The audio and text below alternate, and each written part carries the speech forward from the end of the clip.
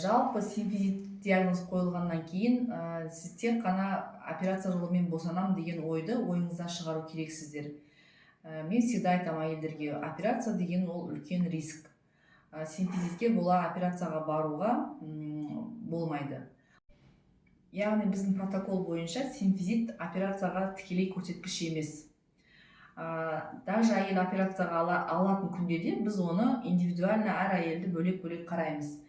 Яғни нешінші баласын босанып жатыр, осының алдындағы баласын қалай босанды. Кейбір әйелдер болады, осы алдындағы жүктілікте крупный немесе гигантский плод босанады, 4 кило мен 5 килоның арасында, немесе 5 кило босанады.